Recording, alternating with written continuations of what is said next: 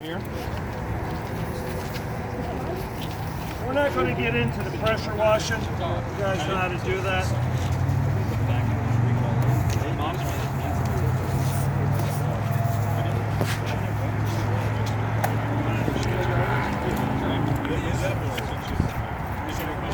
Alright, so we'll go through this real quick, kind of start to finish, how to do paper sealant.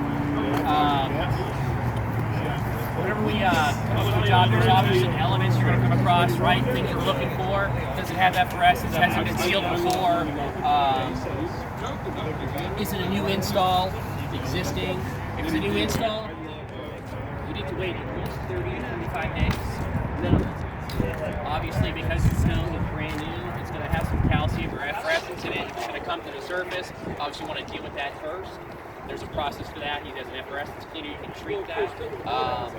If it's an existing one, has been sealed before with xylene or solvent base. If it's a xylene or solvent base, it's delaminating. You want to address that first. If it's not, then you actually can seal over it.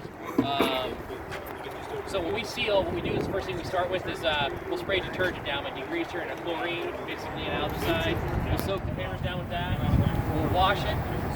Anything over 5 gallons a minute will work. If we use 8 gallons a minute, hot water is preferred, cold water will work. Hot water, again, you put your hands in oil, rinse it with cold water, rinse it with hot water, it's going to melt the oils and greases. Again, you're dealing with cold decks and driveways, walkways, and people walking out in the pavement, bringing that back onto the pavement. So you want to eliminate that, try to get it as clean as possible. So chlorine, some kind of a detergent, downstream it, X-jet it, portioner system, diaphragm pump, somewhere to get it down and come on the ground. You're going to surface clean it with a surface cleaner, not a wand. You're going to surface clean it. I tell everybody clean it twice, up and down, side to side, or up and down. However, the reason you do that is you guys ever walk a concrete driveway, you go up, they come back down and leave a stripe somewhere. Well, if you leave a stripe and seal it, the only way to fix it is to strip it. If you locked it in, you lock that dirt in. So it's something a little redundant, but it protects you long term. So up and down, side to side, give it a good rinse. Once you're done rinsing it, then you're going to dump some sand. So let's just, for sake, pretend this is the wall or the garage door. What we normally do is lay a bead of sand, push it out with a broom, roughly 8 to 10 feet from the garage door, and that's it. Then we'll take the... Crank it up.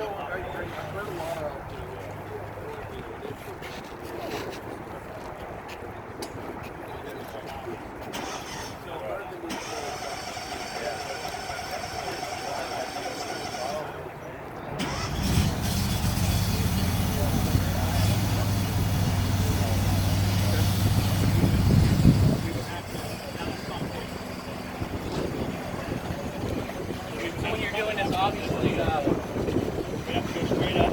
We have to go straight back over that same line. And then we have to overlap by about 50%. Is that kind of where you're working on that?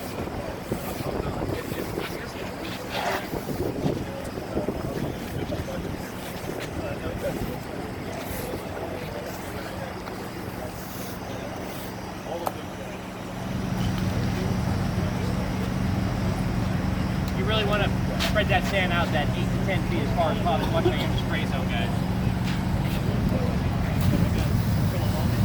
The wet sand is, again, it's just nice even passes. You're going to work that sand in those joints.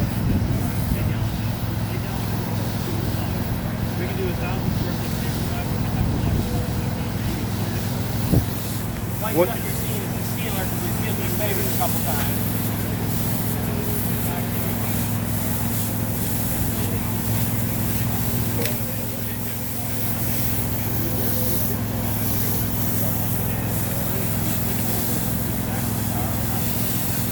Want to stick that wand in that water and then put that sand right out.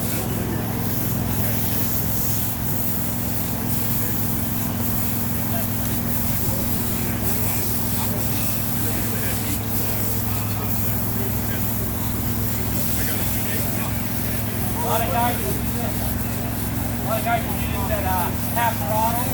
It's a little bit of a technique to get the I think it's not super hard. You're going to get right off the bat. It's going to take a little bit of practice to really get this. And Sometimes you'll go the other way, just to make sure if you're getting high. Notice the spray pattern is going back and forth like that.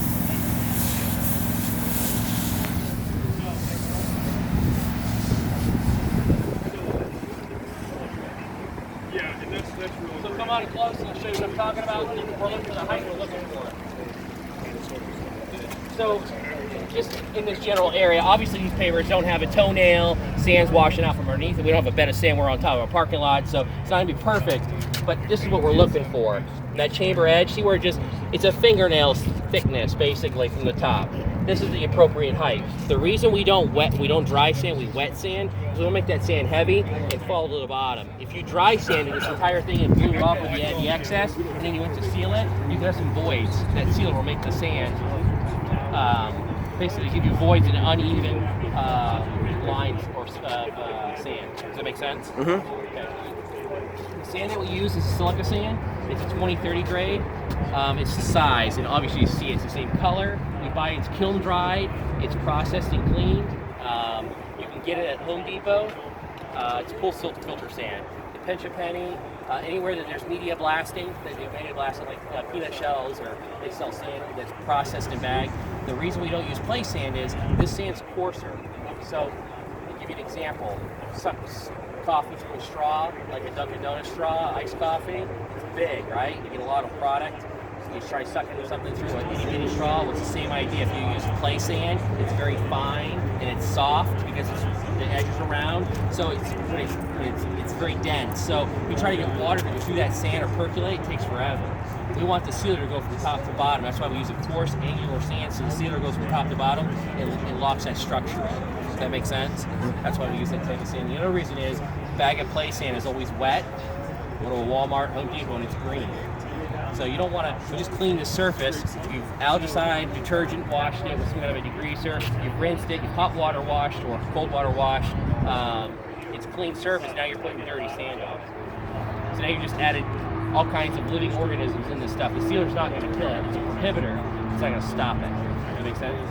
Okay. So once we've done that, what we would do is we mix up the batch of sealer. So the sealer comes two ways. The super wet comes in a 3-gallon or 2-gallon kit or a 5-gallon kit. This is a 6-gallon bucket, a 3-gallon bucket. The reason it's a gallon bigger than what's in the bucket, the bucket is a cradle in there, and it holds your acrylic. It's a two-part component. So you get the sealer, and you get the acrylic. You add the two together, you get a 2-hour pot life. So you have 2 hours to spray it and leave it. If you're going to let it sit for more than 15 minutes at a time, you want to re-agitate it. The process is you dump a 1-gallon jug into 4 gallons of sealer, which gives you 5 gallons of product. That's your concentrate. This is the frozen juice mix you buy at Walmart or Publix. That's what this is, the concentrate. And then you add water to it to make the product you need. The ratios that we use is 3-to-1 and 1-to-1. That's the recommendation from the manufacturer. My company, we do a 3-to-1, 2-to-1, 1-to-1. That's how we lay it. We do a 3-coat minimum. Again, we're trying to build longevity. The thicker the coating, the longer it's going to last, right? The millage is where it's at. That's that sheen level. So what will happen is we'll have a bucket of concentrate. So we put 2 gallons of sealer in a bucket, 6 gallons of water. That's your 3-to-1. That's your flood coat. So if I was going to do a flood coat, again, you wouldn't do a flood coat on these pavers right now until there was no standing water. So like the water that's sitting on top of these pavers, that standing water, that we want that to be away. We want it to look like, well, there's not really a paver here to show you, but it would have to be damp but not standing water. No standing water in the joints and no standing water on the pavers. For training purposes right now, for time, we'll show you how to flood the paver and then what it looks like for your second coat.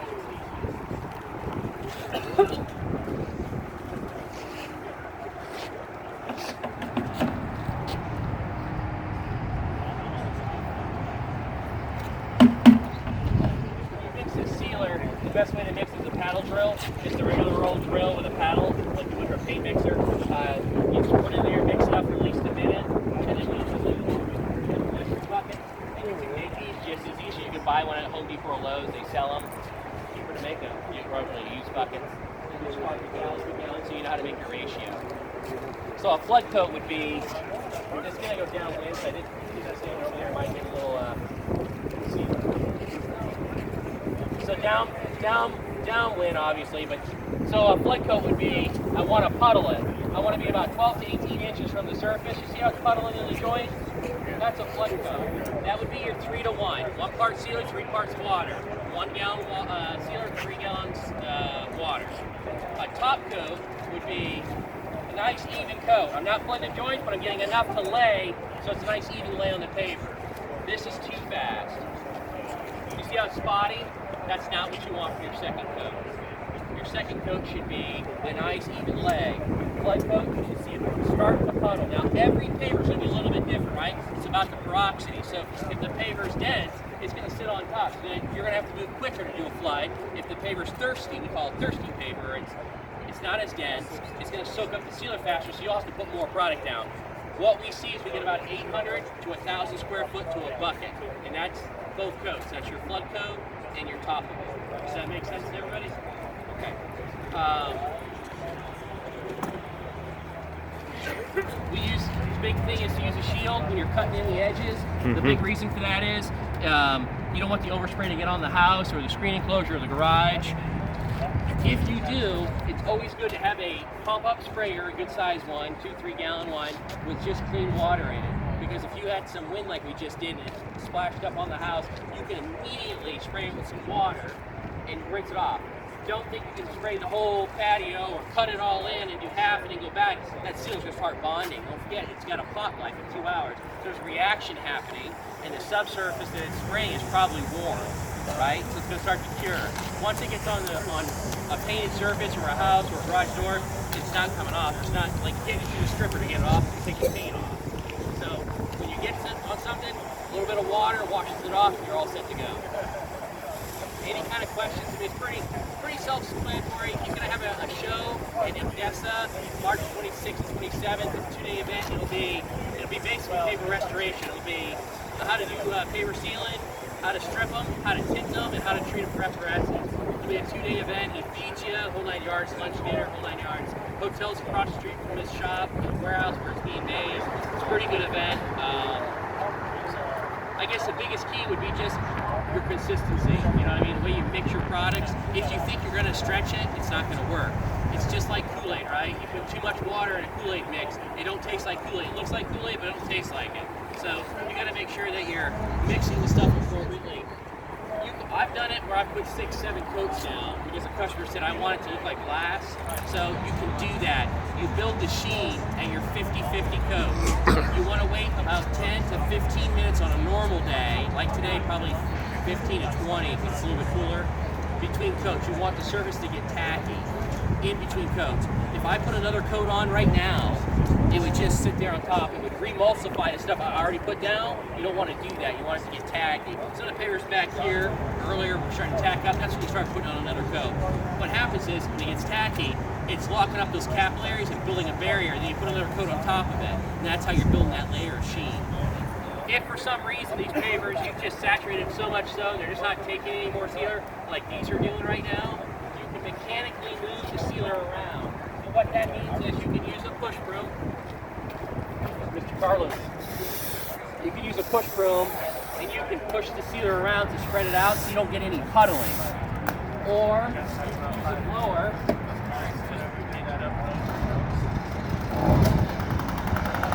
To mechanically move it.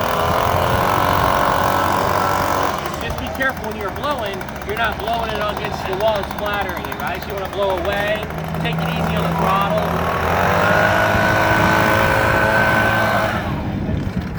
So mechanically moving it is okay. It's okay to walk in it. It's not going to leave footprints, even though my foot's are leaving prints. It's got a leveling agent, so level back out. You'll see my footprints start to disappear. Even when it's tacky, it still won't leave footprints. Again, you don't want any puddling. I'd be concerned if this was like this for like 10 minutes and wasn't going anywhere. I'd want to push it around. As it starts to cure, it's going to get thicker. So once you push it, it'll stay wherever you push it. Does that make sense? Either with a blower or with a broom. Do you have to worry about anything falling on it, leaves, grass, or any of that stuff? I mean, obviously you wouldn't want to be here and the landscaper come and start weed whacking an edge, and that's a problem, right? Yeah. Is stuff going to stick to it? Yeah. Like if a leaf fell on it right now, it'd probably be okay. It's designed to penetrate the paver, enhance the color, and build a clear sheen. That's your gloss. And you can build it however. Pavers really are meant to be matte finish, like a painting. They're not meant to be, you know, gloss like paint. Does that make sense? Any questions? Rich has a question. Yeah, how much do you say? A lot of money. How much money do you say? A year? That's personal. Makes a lot. Isaac is one of the best out there. Hands down. Machine. He's a machine. He runs his crew like clockwork. If my guys don't produce, they get 2 less ice cubes and 2 less bottles of water. I couldn't believe if I told you what they do with that. You can crank some. It's about being proficient. So, you know, again, when you get into this and you go full throttle, you really want to design your trucks around the job, right? So make them so very proficient. Everything I've got on a trailer, and it's just a piece of advice, I would recommend 2 of everything. You do not want to show up to a job site and a pail pump dies on you because the guy yesterday didn't clean it out appropriately. Then you've just mixed it up a bucket of sealer. Maybe you've done 2 buckets of sealer. That's a lot of wasted product. So I always recommend having at least a minimum 2 pumps, 2 blowers. That blower don't want to start, you're in big trouble if you have to mechanically move it around. The other thing I want to give you a beware of is the joints. If the sealer is puddling, so after you're done sealing it, you move the surface. Like right now, this is okay. This how it's laying on top, that's okay. That's passable. It's not a, it's a real thin layer, and that will just eventually bleed right into the paver. We're good with that. It's the big puddling. Yeah, I'm good with that. Yeah, it's just the big puddling. Now, if you have something in the joint, normally my guys, after we get done cleaning the pump, cleaning up our stuff, takes about 15 minutes, and we do a walk around of the entire thing, make sure there's nothing on the wall, there's no like sand in the flower beds. We didn't rake that stuff back in to make it look pretty again, or some of the plants you ever cleaned and then pressure wash or cut an edge and just splatter mud everywhere. We'll make sure that's off our plants. Let's say you're better, left in better shape than you got it. We'll go back and make sure there's no puddling in the joints. If there is, we'll take a blower and make sure we blow it out. You don't want the sealer to puddle in the joints and not go away in about 20 minutes because it'll crystallize on you. You'll get this white, like, gooey stuff in there. It's too much, too concentrated. So you want to try to get that out of there as best you can. So, a couple of different things you can use. You always rinse it out with water first when you're done. Make sure you get a nice good amount of water through it, and then you can either use pine salt, and stronger the better, or you can use Zap. What I use is Zap industrial floor polish remover, like you would use to remove the polish off of linoleum floors. You know, I used to use the pine salt, but it did an okay job. I have employees that are out there, they're not going to clean it out as good and thorough as I would or as you, the owner, would. So I needed something that was kind of foolproof for needed to be like overly done for somebody that's going to underdo it, you know what I'm saying? So I use the industrial floor polish remover. I'll mix a couple of quarts to a couple of gallons, and we'll use that mix for the entire week. And we'll make a new mix once a week. Basically what we do is we'll rinse it out with fresh water first, then we'll run that floor stripper through it. Just let it cycle for like 5 minutes. Then we'll let it sit for 5 minutes, and then we'll cycle for another 5 minutes, and then we just leave it sit in the line until the next day. And then before we go to use it, we just flush it out with fresh water. Since I've started doing that, I haven't had one single problem with pumps getting clogged up. Whereas we were having to replace a pump once a month. Now we're going on 8 months, 9 months before we need to replace a pump. And at that point, it's just because it's overused and burnt out. So either one of those methods would work. I run a lot of pine saw. I like the lavender stuff. It smells good. I clean the equipment in my buckets after we're done. Have you used the sealant lock you've recently? I have. I'm still kind of testing it. I don't know. It'll actually break it up, but it's long periods of time. What I'll do is I'll clean my buckets after I'm done. I've got, my rinse bucket, my 3 or 4 sealant buckets, and I'll rinse that out with pine salt and stack them on top of each other and never stick together. So I clean all of our equipment with that stuff now on the job site, so when it goes away in the trailer, it's clean. Other than that, I can't really think of a whole lot of other things that it can eat. Some of the distributors sell it, Ewing, Power Wash Store sells it. Power Wash Stores, Site One, Sure Williams, some of the bigger